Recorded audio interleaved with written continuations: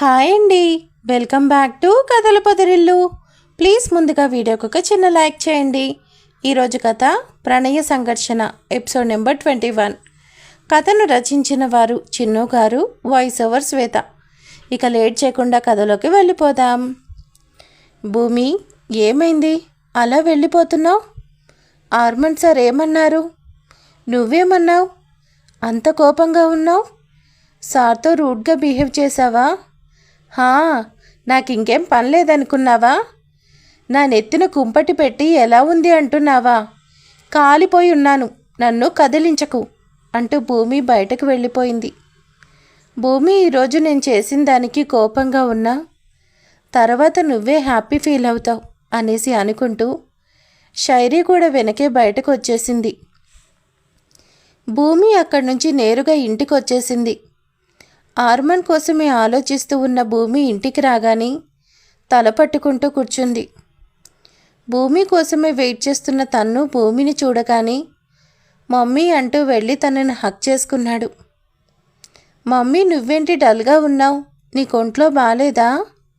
తన చిన్ని చేతులతో భూమి చెంపలు తడుముతూ అనేసరికి తన్వీర్ని చూడగానే అంతవరకు ఆర్మన్ వల్ల కలిగిన ఫ్రస్ట్రేషన్ అంతా పోయి ఫేస్లోకి చిన్న స్మైల్ రాగానే తన్నుని దగ్గరికి తీసుకుంటూ, నువ్వంటే నేనెప్పుడూ బాగానే ఉంటాను తన్ను అంటూ తన బుగ్గ మీద కిస్ చేస్తుంటే, భూమి, నన్ను వదిలేసి వచ్చేసావేంటి అంటూ లోపలికొస్తుంది శైరీ.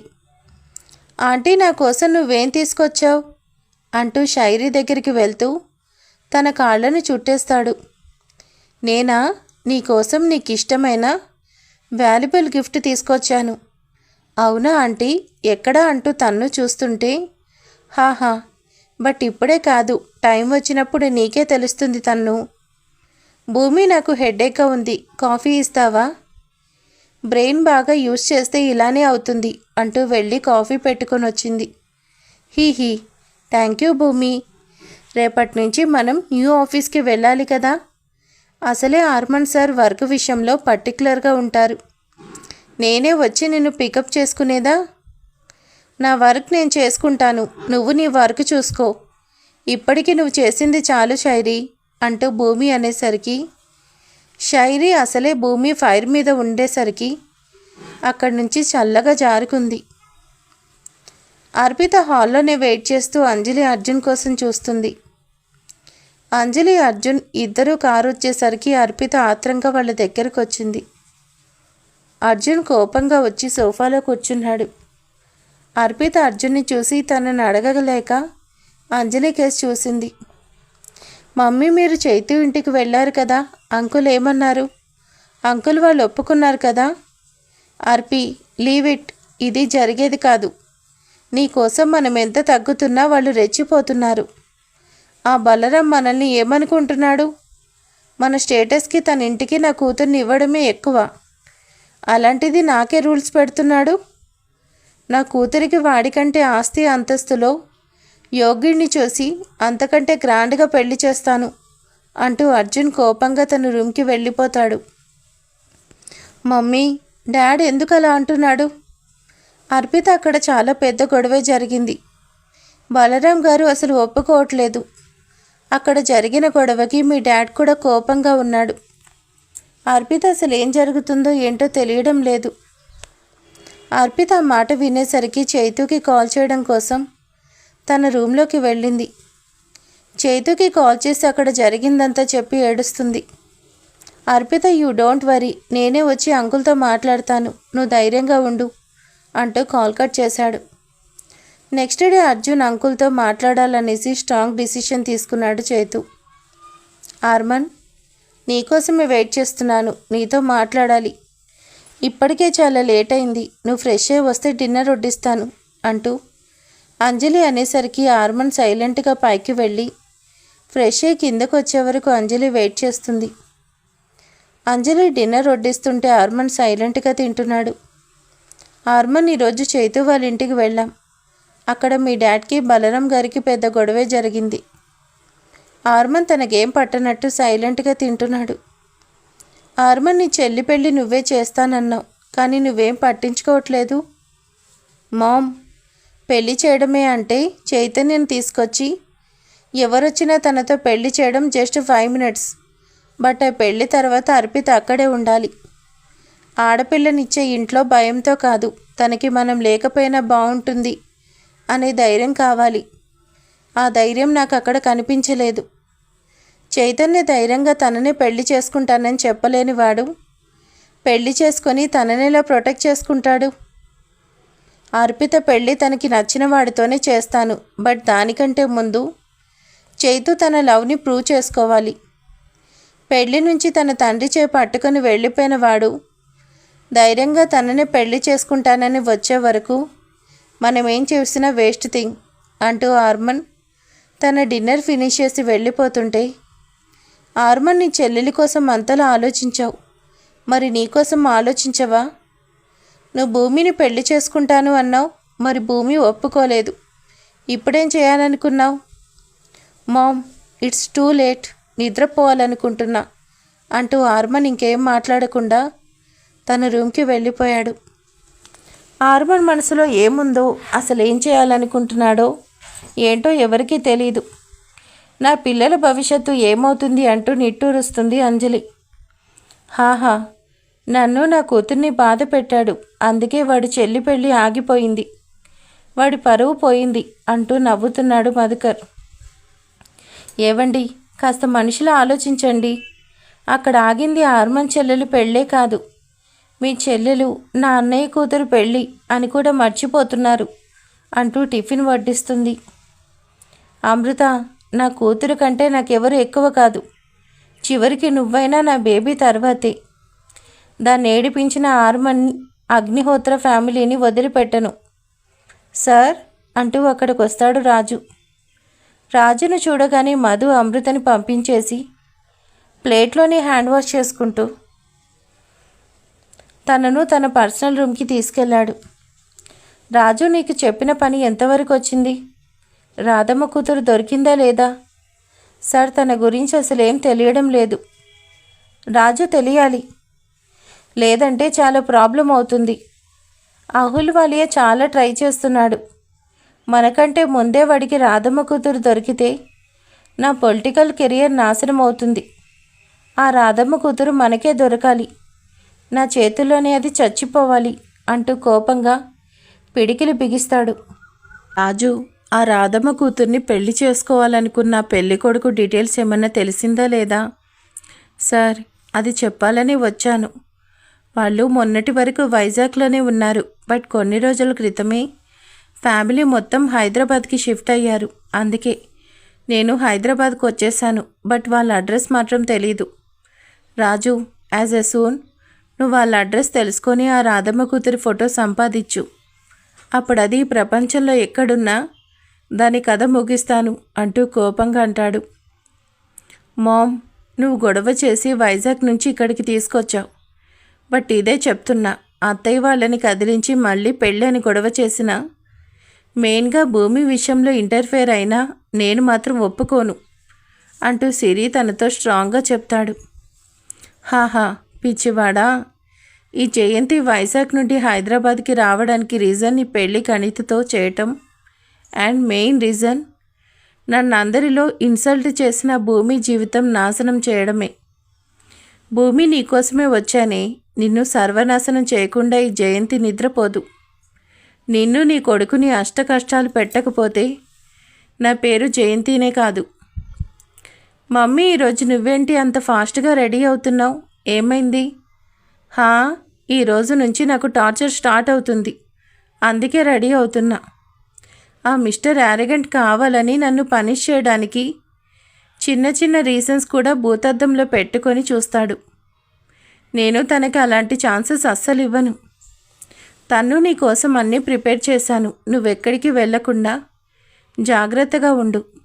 మమ్మీ ఈవినింగ్ త్వరగా వచ్చేస్తుంది, జాగ్రత్త నానా అంటూ భూమి రెడీ అయి బయటకు వచ్చింది. భూమి తన స్కూటీ ఆర్మన్ ఆఫీస్ ముందు ఆపుతూ ఆఫీస్ వైపు చూస్తుంది. Agnihotra group of industries. భూమి, నీకు అసలు బుద్ధి లేదే? నిన్న జస్ట్ అలా తలపైకెత్తి చూస్తే ఈరోజు నువ్వు ఇలా ఉండేదానివి కాదు, వాడి దగ్గర ఇలా లాక్ అయ్యేదానివి కూడా కాదు. తెలిసి తెలిసి అగ్గిలో కాలు పెడుతున్నా ఆ సీతమ్మల అగ్ని పునీతునై వస్తానో లేదంటే తన కోపపు అగ్నిజ్వాలల్లో బూడిదవుతానో అనుకుంటూ భూమి లోపలికొస్తూ సడన్గా తన ఎదురుగా కారు ఆగేసరికి ఒక్కసారిగా పానిక్ అవుతూ భూమి కళ్ళు మూసేసింది. భూమి ఎదురుగా కారు ఆపిన ఆర్మన్ తన కారు నుండి దిగి భూమి ఎదురుగా వచ్చి నిలబడుతూ తన ముందు చిటిక వేశాడు. మిస్ భూమి, నువ్వు భయపడుతున్నావా? అందరినీ బాధ పెట్టి నువ్వు భయపడడం చాలా బాగుంది. Anyways, welcome to our office. నవ్వుతూ భూమికి షేక్ హ్యాండ్ ఆఫర్ చేస్తాడు. ఆర్మన్ మాటకి భూమి కళ్ళు తెరిచి ఆర్మన్ని చూస్తూ ఇట్స్ యువర్ ఆఫీస్ మిస్టర్ అంటూ భూమి ఘాటుగా సమాధానం చెప్పింది. ప్రెసెంట్ ఇది నా ఆఫీస్, బట్ రేపు నీకు నాకు పెళ్ళైతే ఇది మన ఆఫీస్ అవుతుంది కదా మిస్ భూమి. అదే స్మైల్ మెయింటైన్ చేస్తూ అంటాడు ఆర్మన్. మిస్టర్ ఆర్మన్, ప్రాపర్లీ మీకు డే డ్రీమ్స్ చాలా ఎక్కువ అనుకుంటా. పగటి కలలు కనకండి. ఆకాశం భూమి కలవడం అనేది ఎంత నిజమో నిన్ను నేను పెళ్లి చేసుకోవడం కూడా అంతే నిజం అంటూ భూమి 2 అడుగులు ముందుకు వేసేసరికి భూమి చేయి పట్టుకొని వెనక్కి లాగేసరికి భూమి ఆర్మన్ దగ్గరకు వస్తుంది. ఆర్మన్ భూమి కళ్ళలోకి చూస్తూ ఆకాశం భూమి కలవడం నిజం కాకపోవచ్చు, బట్ ఆకాశం భూమిని చిన్న చినుకే కలుపుతుంది. అలానే నిన్ను నన్ను కూడా మన పెళ్ళే కలుపుతుంది మిస్ భూమి అంటూ ఆర్మన్ అనేసరికి భూమి తన చెయ్యి వెనక్కి లాక్కుంటూ ఆఫీస్లోకి వెళ్ళబోతుంటే భూమి పైట చెంగు ఆర్మన్ మొహాన తగులుతూ వెళ్ళేసరికి ఆర్మన్ ఆ పైటను పక్కకి జరిపేస్తూ ఆర్మన్ భూమి అలా వెళ్తుంటే వెనక నుంచి భూమినే చూస్తున్నాడు. ఇన్ని రోజులు నిన్ను కరెక్ట్గా అబ్జర్వ్ చేయలేదు, కానీ ముందు కంటే వెనక నుంచే నువ్వు చాలా బాగున్నావు మిస్ భూమి అంటూ ఆర్మన్ కూడా వెనక్కి ఆఫీస్లోకి వెళ్ళాడు. ఆర్మన్ సార్ అంటూ లోపలికి వస్తుంది షైరీ. సార్, మొత్తానికి భూమి ఆఫీస్కి వచ్చేసింది. భూమి మీతో రూడ్గా బిహేవ్ చేసిందా? మిమ్మల్ని ఏమైనా అందా? Nothing like that Shairi. తను ఏమైనా అంటే కౌంటర్ అటాక్ చేయడం నాకు తెలుసు కదా. You don't worry, I will take care for that. Thank you sir అంటూ షైరీ బయటకు వచ్చేసి భూమి పక్కన కూర్చుంది. భూమి, ఫస్ట్ డే కదా, వర్క్ ఎలా ఉంది? చాలా రకరకాలుగా ఉంది. వామ్మో, పాప బాగా సీరియస్గా ఉంది. షైరీ, నువ్వు సైలెంట్గా ఉండడమే బెటర్ అంటూ తన వర్క్ చేసుకుంటూ ఉంది. భూమి చాలా సీరియస్గా ఉన్నా సిన్సియర్గా చెప్పే వర్క్ని వెంటనే డ్రా చేసి గ్రాప్ చేసి ఆ వర్క్ని చేసేస్తుంది. భూమి డిటర్మినేషన్ చూసిన వాళ్ళు కూడా తన ఇంటెలిజెన్స్కి ఇంప్రెస్ అవుతున్నారు. మిస్ భూమి, ఒప్పుకోవాల్సింది, ఈ తెలివి చూస్తేనే నాకు చాలా ముచ్చటేస్తుంది. నీ టాలెంట్ నిన్ను చూడకుండానే నన్ను ఇంప్రెస్ చేసింది. నా సెలెక్షన్ నిజమని ప్రూవ్ అవుతుంది. నువ్వు ఈ వర్క్ని ఇంత సింపుల్గా పికప్ చేస్తావని నాకు తెలుసు అంటూ భూమిని సీసీలో చూస్తున్న ఆర్మన్ తీక్షణంగా తననే చూస్తున్నాడు. మార్నింగ్ నుంచి ఈవినింగ్ వరకు కూడా భూమిని అలానే చూస్తున్నాడు అంటూ లోపలికి వస్తాడు విశోక్. సార్, మీరు చెప్పినట్టే భూమి గారికి చేయాల్సిన వర్క్ అంతా ఎక్స్ప్లెయిన్ చేశాం. అండ్ తను చాలా ఫాస్ట్ లెర్నర్. రేపటి నుంచే తనకి వర్క్ అలాట్ చేయొచ్చు. విశోక్, నేను నిన్ను రివ్యూ అడగలేదు. మూవీ చూసి రివ్యూ ఇచ్చినట్టు ఇస్తున్నావు. తనేం చేస్తుంది, ఎలా చేస్తుంది నేను తెలుసుకుంటాను. నువ్వో పని చేయి. నేను రమ్మన్నానని చెప్పి మిస్ భూమిని నా క్యాబిన్కి పంపించు. సార్, ఆఫీస్ టైం కంప్లీట్ అయిందని ఎంప్లాయీస్ అందరూ వెళ్ళిపోతున్నారు. విశోక్, డూ వాట్ ఐ సే అంటూ ఆర్మన్ కాస్త బేస్ వాయిస్తో అనేసరికి విశోక్ సైలెంట్గా బయటకు వెళ్ళిపోయాడు. భూమి, ప్లీజ్ నాతో మాట్లాడవా? నా మీద ఇంకా కోపం తగ్గలేదా? నీ మీద నాకెందుకు కోపం? నా మీదే నాకు కోపం. అన్నీ తెలిసినా ఏం చేయలేని నా పరిస్థితి మీద నాకే కోపం చైరీ. రాతే లేని నా తలరాత మీద కోపం. నా జీవితాన్ని సమాధానమే లేని చిక్కు ప్రశ్నలా మిగిల్చిన దేవుడి మీద కోపం. నీ మీద నాకెందుకు కోపం? పద, లేట్ అయింది అంటూ భూమి అనేసరికి షైరీ భూమి చే పట్టుకుంటూ సారీనే అంటుంటే, భూమి గారు, మిమ్మల్ని ఆర్మన్ సార్ పిలుస్తున్నారు. నేనా? నన్నెందుకు పిలిచాడు? ఆయన ఇప్పుడు నా టైమింగ్స్ కంప్లీట్ అయ్యాయి. నేను వర్క్ చేసేది 9 to 5 అంతవరకే. మీ బాస్ నాకు బాస్, తర్వాత ఆయన ఆర్డర్స్ ఓబే చేయాల్సిన అవసరం నాకు లేదు అంటూ భూమి సీరియస్గా చెప్పి బయటకు వెళ్ళిపోయింది. భూమి గారు రానన్నారు. ఇదే మాట హర్మన్ సార్కి చెప్తే ఇంకేమైనా ఉందా అంటూ విశోక్ టెన్షన్ అవుతుంటే ఇదంతా సీసీలో చూస్తున్న హర్మన్ చిన్న స్మైల్ చేశాడు.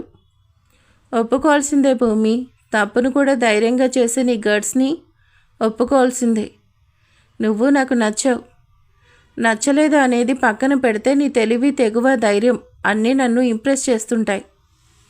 ఇప్పుడు నేను నీకు బాస్ కాదంటావు అంతేనా అంటూ చిన్న స్మైల్ చేశాడు హర్మన్. రాజన్న, అమ్మ ఫోటో చూపించి కూతుర్ని అడుగుతున్నావు, నీకేమైనా పిచ్చా అంటున్నారన్నా. అయినా సీదా మనిషి ఫోటో ఉంటేనే పట్టుకోవడం కష్టం, అలాంటిది తల్లిని చూపిస్తూ కూతుర్ని పట్టుకోమంటే ఎలా అన్నా? రేయ్, ఇదే మాట మధుకర్ సారికి చెప్తే మన ప్రాణం తీస్తాడు. ఆ రాధమ్మ కూతుర్ని పట్టుకుని ఏ ఒక్క చిన్న ఛాన్స్ కూడా వదులుకోకూడదు అంటూ వాడి దగ్గర ఫోటో తీసుకున్నాడు. ఆ రాధమ్మ కూతురు ఇప్పుడు హైదరాబాద్లోనే ఉంటుందని తెలిసింది అంటూ ట్రాఫిక్లో వెళ్తున్న వెహికల్స్ని ఆపి ఆ ఫోటో చూపిస్తూ అందరినీ అడుగుతున్నాడు. రాజు ఫోటో పట్టుకుని అప్పుడే రోడ్ మీద వస్తున్న కార్ని అడ్డంగా వచ్చేసరికి కారులో ఉన్నవాడు సడన్ బ్రేక్తో కారు ఆపేశాడు. ఏయ్, ఈ ఫోటోలో ఉన్న ఆమెను చూసావా అంటూ ఆ కారులో ఉన్నవాడిని అనేసరికి ఆ కారులో ఉన్న హర్మన్ డోర్ ఓపెన్ చేసి తన వాచ్ని సెట్ చేసుకుంటూ ఎదురుగా ఉన్నవాడిని చాచిపెట్టి పీకాడు. దెబ్బకి రాజు ఉన్న చోట కింద పడిపోయాడు. రాజు పడిపోయేసరికి పక్కనే ఉన్న మిగతా వాళ్ళు వచ్చి రాజుకి హెల్ప్ చేస్తూ హర్మన్కి ఎదురుగా నిలబడ్డారు. రేయ్, నీకెంత ధైర్యం ఉంటే అంటూ హర్మన్ మీదకి వాళ్ళు వెళ్ళపోతుంటే కింద పడిన రాజు పైకి లేచి వాళ్ళని 2 పీకి ఆగమన్నట్టు ఆపేశాడు. సార్, సారీ సార్, మీరెవరో తెలియక మీ మీదకి వచ్చారు. వాళ్ళకి అర్థమయ్యేలా నేను చెప్తాను, మీరు ప్లీజ్ వెళ్ళండి సార్. రాజు, మా మావయ్య దగ్గర జాబ్ మానేసి వచ్చిపోయే వెహికల్స్ని ఆపి ఏం చేస్తున్నావు? ఆ ఫోటో ఏంటి? ఎవరి కోసం సెర్చ్ చేస్తున్నావు? తన హ్యాండ్ని పాకెట్లో పెట్టుకుంటూ అడిగాడు హర్మన్.